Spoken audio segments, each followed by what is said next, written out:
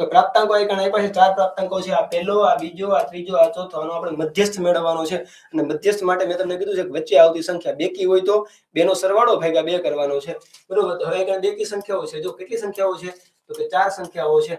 એટલે બીજી અને ત્રીજી જે સંખ્યાઓ હોય ને, બરોબર, આ બેનો સરવાળો ભાગ્યા 2 કરવાનો. પણ નિયમ એ છે કે ચડતા કે ઉતરતા ક્રમમાં ગોઠવવાનું થાય, બરોબર. અપૂર્ણાંકોને ચડતા કે ઉતરતા ક્રમમાં કઈ રીતના ગોઠવવા, કયો અપૂર્ણાંક નાનો અને મોટો હોય, આ મેં તમને અપૂર્ણાંકના લેક્ચરની અંદર સમજાવી દીધું છે, બરોબર. અહીંયા જો કે ઈઝીલી આપણે આનો લસા આવી શકે એમ છે, એટલે બીજી કઈ રામાયણ નથી કરતા, સીધા અપૂર્ણાંક લખીએ.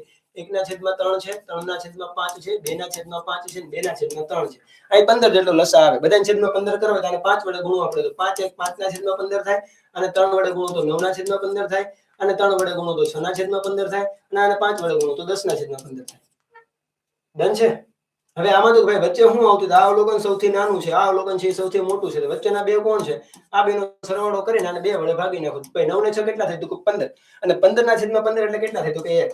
1/6 આવડો બગડો છે તો રહેવાનો જ છે, તો આનો મધ્યસ્થ અડધો થાય, બરોબર.